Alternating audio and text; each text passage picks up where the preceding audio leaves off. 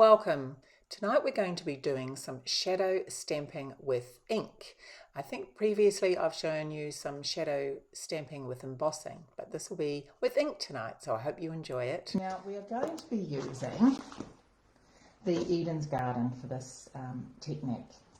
So what we're going to do, I wanted to use some craft paper, which I have here. Now, I've got 2 pieces here. The craft paper is fantastic for this sort of thing. You'll see why in a moment. And we sell it in 6x6 in a packet, craft paper. Ooh, it's a bit crinkly, isn't it? Really handy for all sorts of things. This being one of them. Right. So let's pop this on. Now this is my trusty Stamparatus. So just let me know, everybody, if you can hear me and things like that. So you stayed up, take a deep breath. I know I do need to take a deep breath with all that. Week after week, everything's the same, and then they throw a spanner in the works, and it throws you for 6. Never mind. Let's pop this on here. So I'm just going to position this on the craft paper.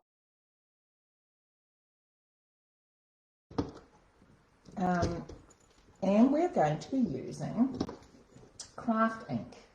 Now, it's Whisper White, and it is called, it comes in a uninked craft pad, and you get the ink with it, and you have to ink it up. It's a very thick ink, and it takes quite a while to dry.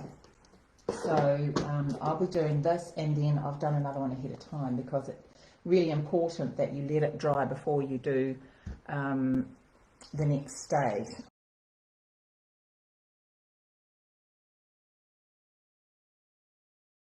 Now I'm going to stamp it once like this, and I want a really good covering of this ink. So I'm also going to do a second. You can see how thick that is coming out of there. I'm just popping that on a block.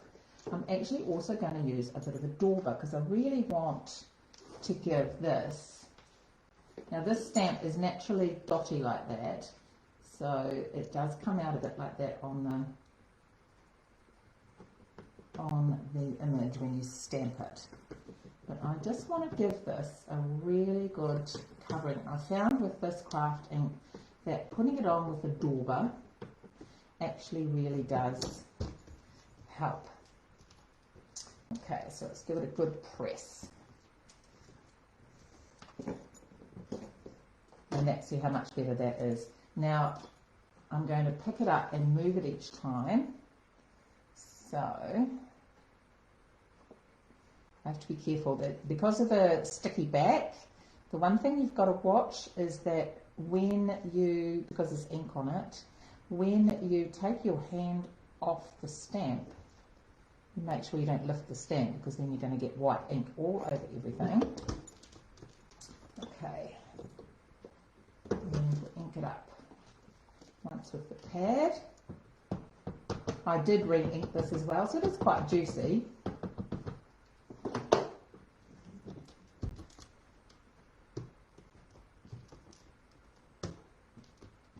There we go.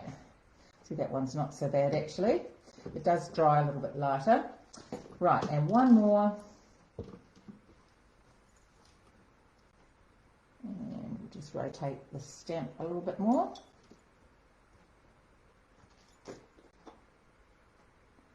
Okay.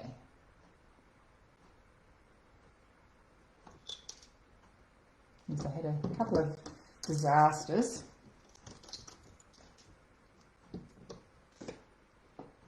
And another good ink. Just want a really good white background on this. So I'll do that with a bit of dauber.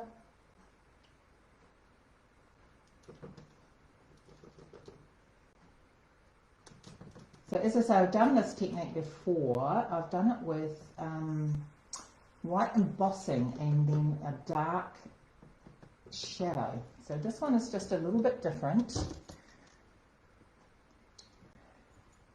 It is a huge pain cleaning this white ink off. I wasn't going to say anything. It is, I do love using this white ink, but because it's extremely thick, it is actually quite hard to clean.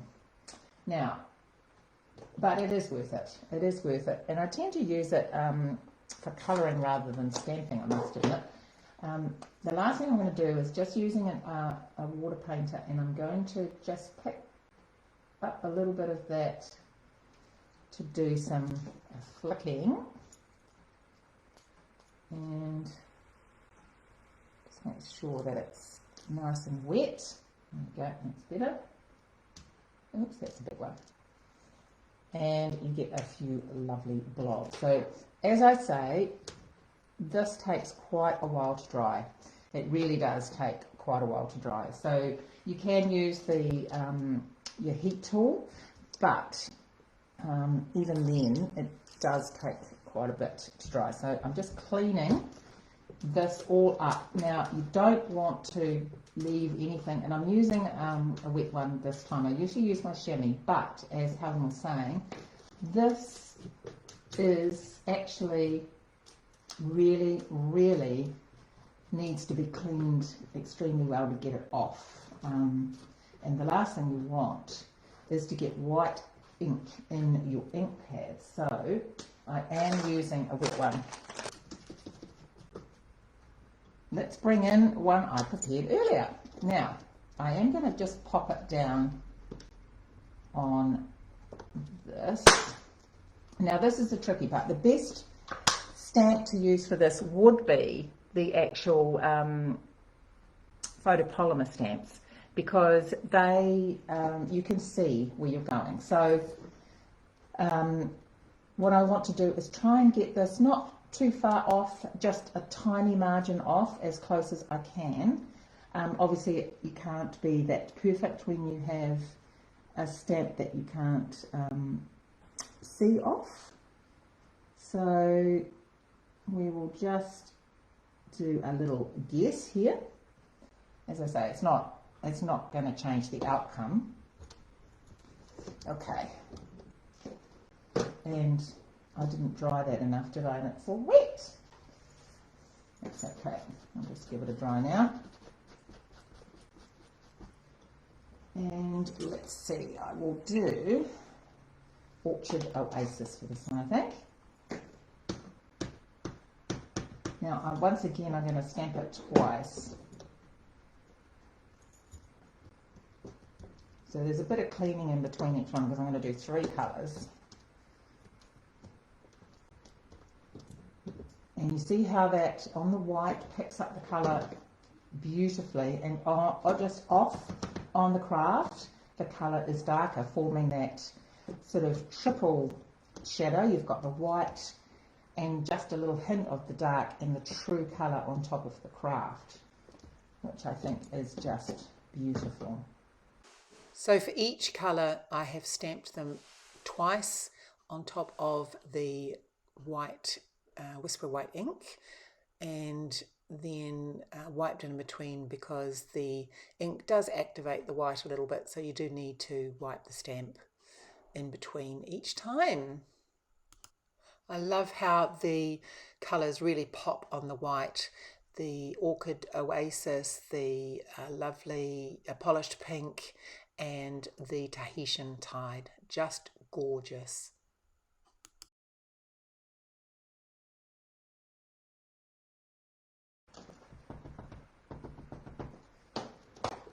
And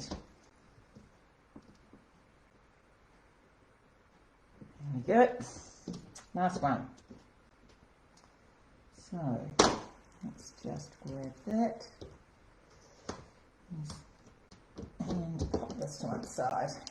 I can clean that up later. So I just think the colours that come out onto the white just looks beautiful, and then you get the white shadowing. Now I have got a black mat to pop this on.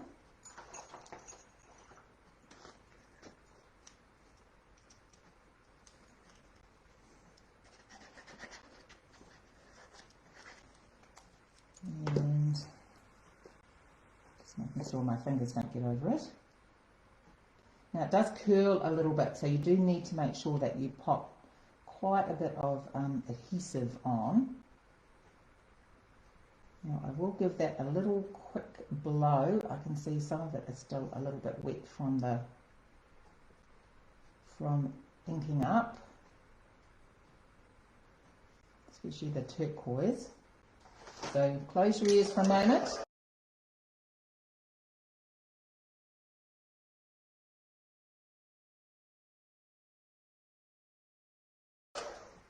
Okay, that's better. Just made it curl a bit more though. Now I had that drying from this morning, so it was well and truly dry. As I say, it just got activated by the other ink. Okay. There we go. Now, because the craft only comes in 6x6, I actually wanted this card to be on craft. So what I've done is I've cut this mat, which to the full size of the card, so that it looks as though it's a craft mat. And quite thick, this paper. Make sure I've got that the right way. I've done that before today. So this goes edge to edge, and that really just gives you then the look that you have got a craft card base. Okay, and then we will pop this one on. No, we won't, because I've got some. Now this is the beautiful 6x6 Designer Series paper, which comes in all the new in colours. It's just gorgeous. So many different patterns on both sides. And we are using the Orchid Oasis. Okay.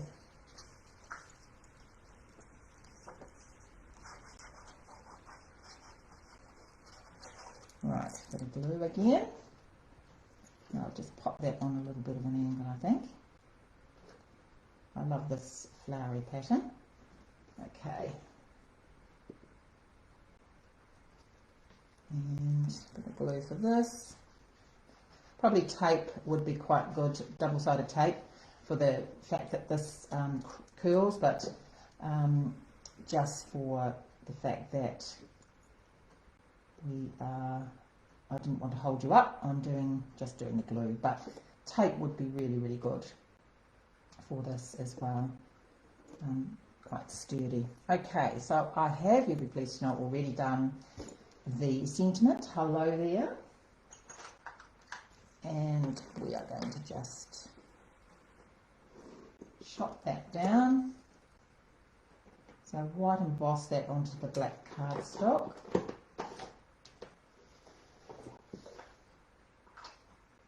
And that will cover up that bit of blue blob that I had there.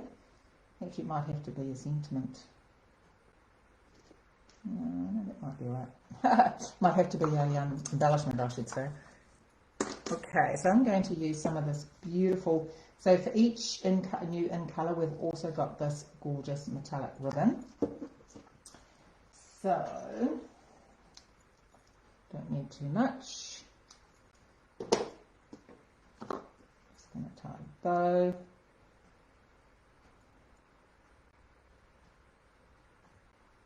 It's quite easy to tie, actually, this, but it is a little bit slippery. Once you've tightened it, it's fine. Okay. Isn't that beautiful? You can really, I don't know if you can really see that shimmer, but it's gorgeous. Okay. So I'm going to put that about there. I'm going to get a glue dot.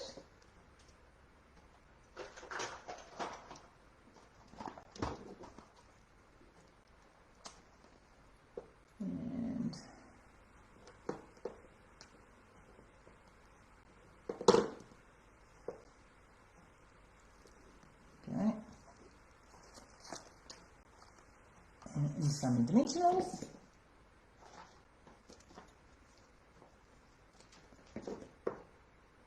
just making sure I've only got one at the end. I want to leave room for the knot.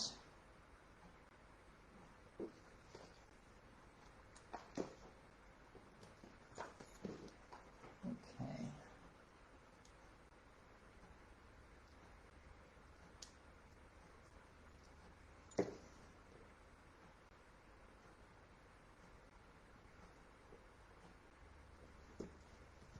And trim that down. Beautiful. And of course, we need some embellishments. Okay. These are the In Colour matte dots, which are gorgeous as well. I nearly used most of them, as you can see. Okay, so that covers up that blue blob, which is always handy, isn't it? There we go. And there we have the card. Phew, I made it. I made it. You always get a bit thrown off when things don't go smoothly, don't you? Now, I did another one in this afternoon while I was getting things ready. This is using the Tahitian Tide as the highlight, but exactly the same. And these are the cards that I was explaining about using the shadow embossing technique. So that's with the Ranunculus Romance, and that is just white embossed with the shadow effect of the stamping underneath it. So that's quite different, quite easy to do when you white emboss and then just take it off to the side. And the same with this one. This was shadow embossed with white embossing, but also blended background as well. So there's the two different sorts. I haven't, as Helen was saying, I did this at retreat with her, but I've never actually taught this before, which I think it is a fantastic technique. And the white ink is amazing. You just got to be prepared to be patient with it. Drying and cleaning is not as easy as standard ink, and I did get it in my ink pads, etc. So I'll have to sort that out, but love it anyway. It is absolutely gorgeous. So thank you so much for your patience once again, and thank you for joining me. Take care, everybody. Bye.